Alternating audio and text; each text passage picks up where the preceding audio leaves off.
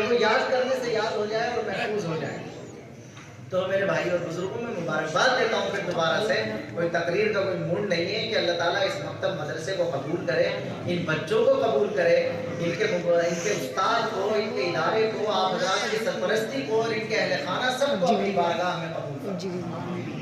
اور ان کے گھر والے اگر یہاں موجود ہیں تو میں ضرور کہوں گا کہ اپنے بچوں کی صلاحیت کو پہچانیں، اپنے بچوں کی دلچسپیوں کو پہچانیں۔ آج کل جو علم نفسیات ہے وہ بڑا چلتا ہے، لوگ پہچاننے کی کوشش کرتے ہیں کہ بچہ کدھر جا رہا ہے، اس کے ذہن میں کیا چیزیں ہیں، اسے کس سبجیکٹ سے زیادہ دلچسپی ہے۔ تو بیسک بنیاد دینے کے بعد جب آپ ہائر ایجوکیشن میں جائیں گے تو اس کے بعد اس کے ذہن کو، اس کے مزاج کو، اس کی تمام چیزوں کو جب سوچنے سمجھنے کی آپ کوشش کریں گے تو ایسا نہیں ہے کہ ان بچوں میں سے بعض ایسے نہیں ملیں گے کہ جن کے جی میں یہ خواہش پیدا ہوئی ہوگی کہ وہ اسلامی تعلیم کے اعتبار سے ہی بہت اعلیٰ تعلیم کی طرف چلے جاتے ہیں۔ تو اگر کسی کا ایسا کوئی ذہن ہو تو آپ صرف یہیں پر ناظریں اور حفظ پر نہ چھوڑیں بلکہ اور انہیں اعلیٰ تعلیم دلانے کی بھی کوشش کریں۔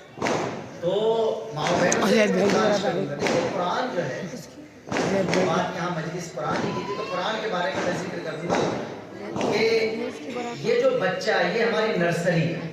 آپ نے دیکھا ہوگا کہ جب پہلے زمانے میں تو 10 سال 12 سال کے بچے ہو جاتے تھے تب پڑھنا شروع کرتے تھے، پھر اسکولوں نے، مینجمنٹ نے، خاص طور سے مشنری اسکول آئے، انہوں نے یہ چیز کوشش کی کہ بچے کو ہمیں بالکل کم عمر سے لینا، چنانچہ پہلے بس پہلی دوسری شروع ہوتی تھی اور اب پہلی سے پہلے بھی 3 لگتے ہیں۔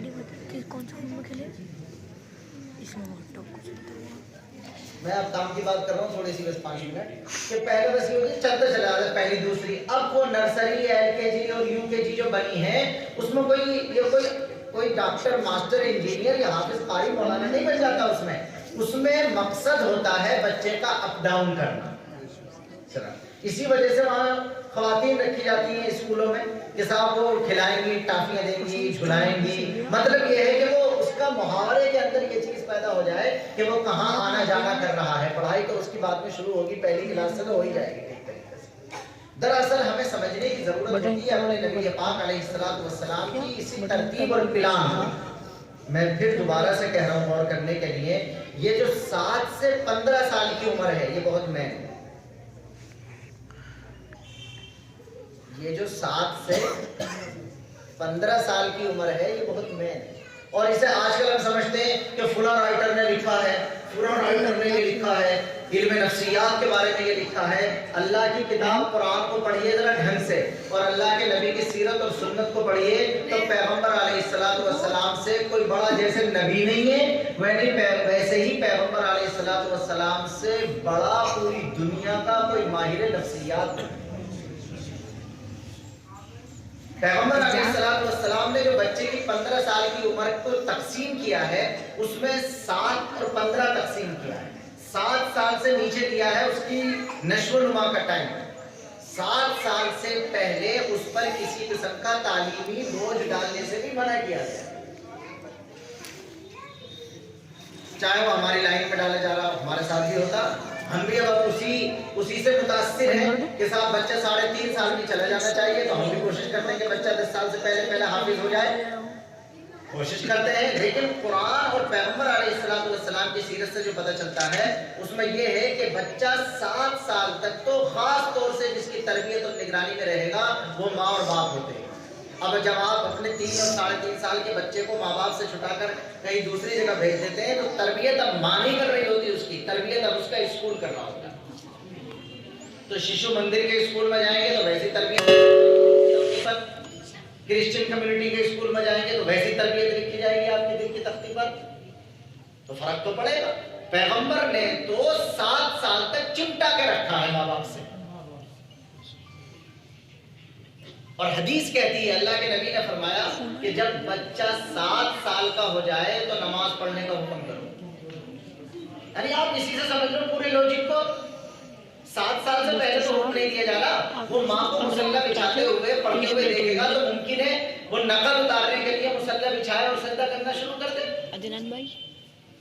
لیکن 7 سال سے پہلے پیغمبر نے یہ کہا نہیں ہے، 7 سال میں کہا کہ اب نماز پڑھنے کا ان کو حکم دو، اور یہ جو 10 سال کا ادائیگی کرو اس کی. نماز فرض ہوگی 15 سال میں، اور اس کے لیے جو ماحول بنایا جا رہا ہے مسجد میں آنے جانے کا، نماز کے یاد کرنے کا، وہ 7 سال سے بنایا جا رہا ہے. بات میں صرف اتنی کہنا چاہ رہا تھا کہ یہ 7 سے 15 سال کی جو عمر ہے یہ بہت اہم ہے، اور میں اس وجہ سے کہنا چاہ رہا ہوں کہ یہ 7 سال کا پیریڈ بچے کا جس ماحول میں گزرے گا اس کے دل کی تختی پر وہ ماحول لکھا جائے گا، لائف ٹائم کے لیے وہ اصل مزاج بنے گا.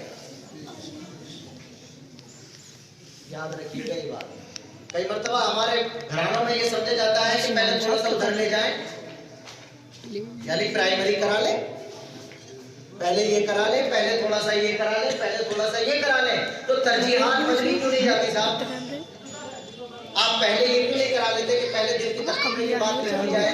اس لیے ایک بات تو میری یہ تھی کہ جب نرسری پر ہم کام کرتے ہیں، کم عمری میں کام کرتے ہیں، 7 سے 15 سال کی عمر میں کام کرتے ہیں، تو یہ بچوں کو جب 10 منٹ کی تقریریں یاد ہو گئی تو نماز جنازہ تو خود ہی یاد ہو گئی.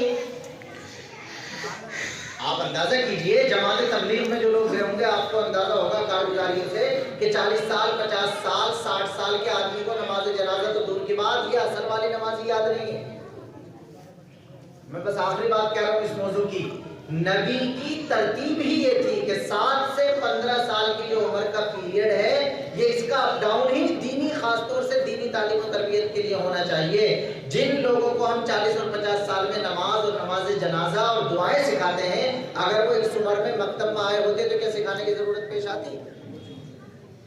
جو 7 سے 15 سال کی عمر میں مکتب اور مدرسے میں آئے گا، 40-50 سال کی عمر کے بعد اسے دعائیں اور نماز جنازہ سکھانے کی کوئی ضرورت پیش نہیں آئے گی. خیال کریں گے سب انشاءاللہ.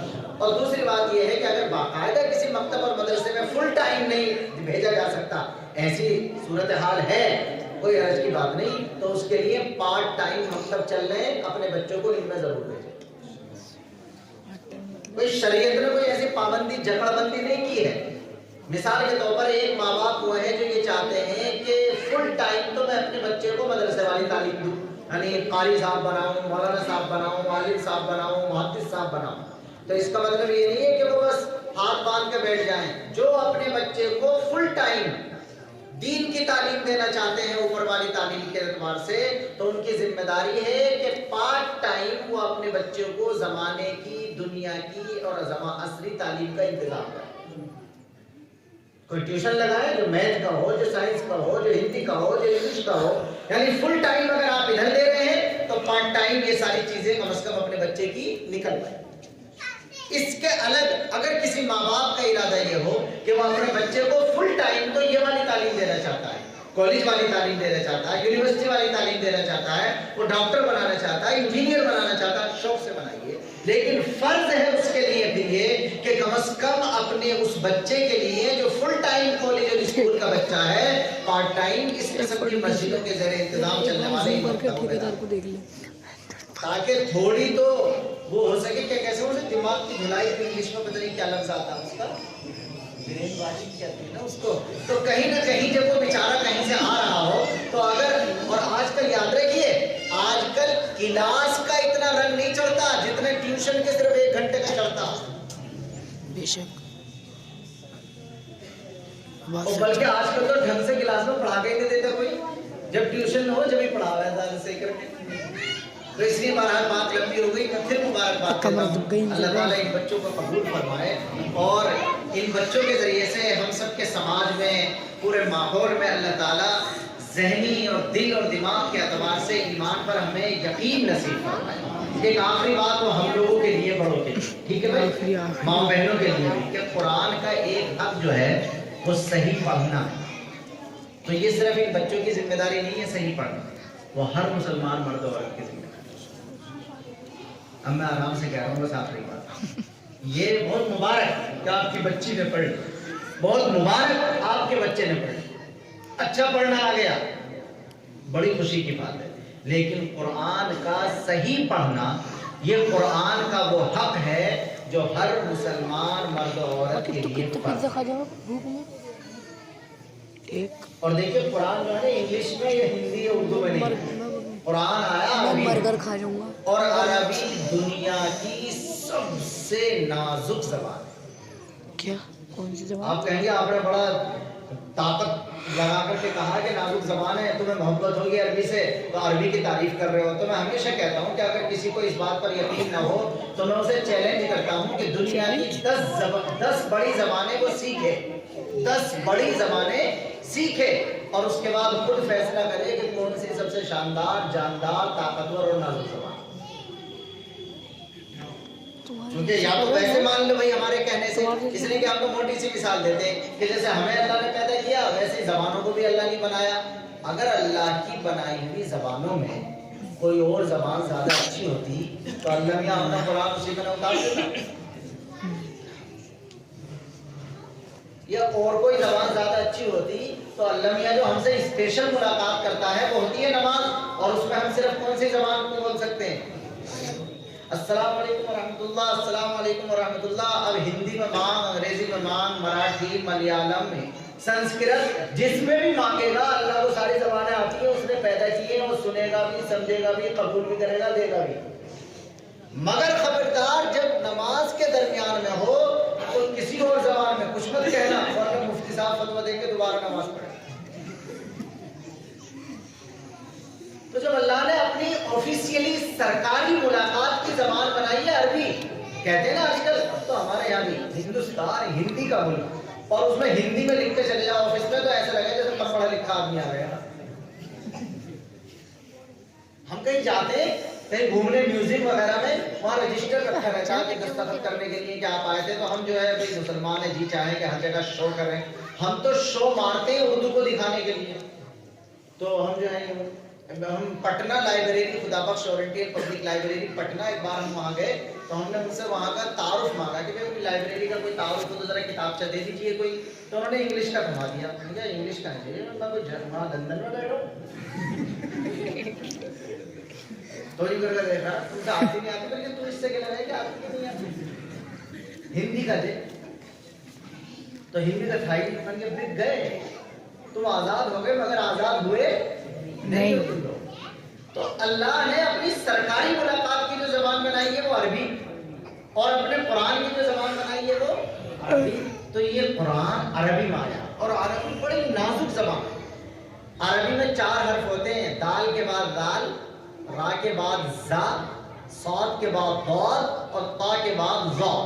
ये 4 अलग अलग अंदाज से पढ़े जाते हैं, लेकिन चारों के लिए इंग्लिश वाले जेड से काम चलाते हैं। तो मैं हमेशा कहता हूँ कि जब उर्दू अंग्रेजी के सामने आती है तो बचूंगड़ा सा लगती है। अंग्रेजी बहुत वसी ज़बान है, उसमें बहुत ताबीरात हैं, उसमें बात के कहने के बहुत तरीके होते हैं, और हमारी उर्दू उसके मुकाबले में छोटी पड़ जाती है।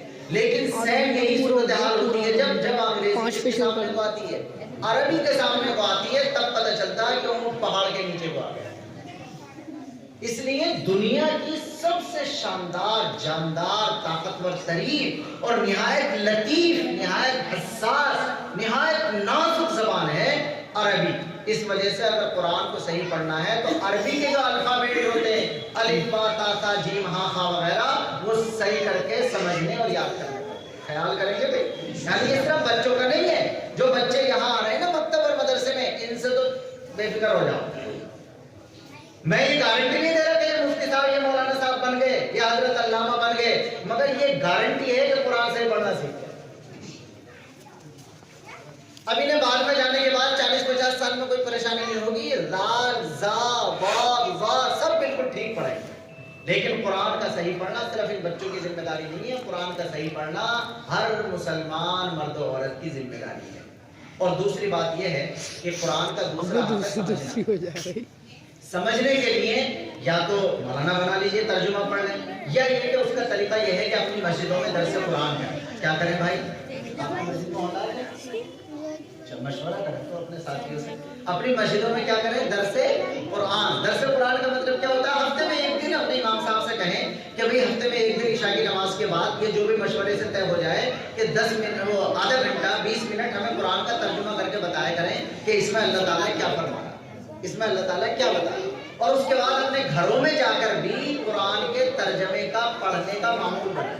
मुझे बहुत दुख होता है और मेरा ये शौक भी है, मैं हर जगह कहता हूँ कि आज भी जितना तालीम ने तरक्की की है, अब हमारी बच्चियां मेडिकल में जा रही हैं, नीट पास कर रही हैं हमारी बच्चियां, BBA 60% लाया था। कितनी तालीम आम हो रही है, लेकिन कुरान पढ़ने के सिलसिले में हम पस्त हैं। मैं हमेशा कहता हूँ घरों का सर्वे कर लो जाकर, आपको पता चल जाएगा कि हमारी दादी तर्जुमे में 15 मिनट और बीच वाली कट भी गई जो रिपोर्ट खोले बूढ़ी औरतों की किताबों में 30 मिनट की होती। मिल जाता है, मगर नई जनरेशन को टाइम नहीं है कि कुरान का तर्जुमा पढ़े। पता नहीं, मेरा तो तजर्बा ये है कि अपने गांव तक में मैंने देखा है कि जब हम जाते हैं किताबें तलाश करने के लिए घरों में कहीं, तो पुरानी बड़ी बूढ़ी जो हुआ करती थी महल्ले की पढ़ी लिखी कोई खातून औरत, वो कुरान की तिलावत भी करती थी और तर्जुमे वाला भी पढ़ा करती थी। इसलिए मस्जिदों में दरस कुरान का नज़्म बनाएं और अपने घरों में भी कोशिश करें कि तर्जुमे वाला कुरान भी पढ़ा करें, ताकि पता चले कि अल्लाह का कुरान। अभी देखिए हिजाब का मसला, आपके मुल्क में हिजाब चल रहा कि नहीं? अरे एक बच्चे ने तकरीर भी की थी, पिछले दिनों टीवी चैनलों पर बैठकर तलाक तलाक तलाक तलाक ही होती रही 2-3 साल तक। ये सारी आयतें हैं तो कुरान में, हिजाब और पर्दे की भी आयतें कुरान में है, तलाक की निकाह की आयतें भी कुरान में है। तो टीवी डिबेट में तो हम सुन लेंगे और बैठ जाएंगे उसके सामने, कभी इस इरादे से कुरान भी खोलें कि भाई जिन आयतों पे बहस हो रही है वो कौन सी सूरत में कौन सी आयत है, क्या लिखा है उसमें।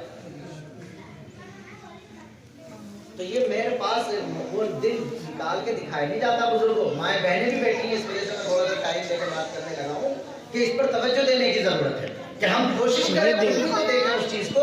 पिछले दिनों वसीम रिजवी साहब ने वो क्या कर दिया था, ये 26 या 24 आयतों के खिलाफ वो नाफिज कर दिया था। उन दिनों जिस जगह में तकरीर करने के लिए गया, बल्कि खुद जामा मस्जिद में जिस दिन खत्म कुरान हुआ, उस रोज मैंने थोड़ी देर बात की थी, मैंने लोगों से कहा कि बताइए कितने गुस्से की बात है, तो थे तो कुरान के खिलाफ जा रहे हैं, तो पहले तो लोग एकदम जोश में आ जाते हैं कि बड़ा खराब काम है और ये ऐसा 26 आदमी को निकालने के लिए उसने कह दिया। तो मैंने कहा लोगों से सुनो, वो नहीं, एक लाभ भी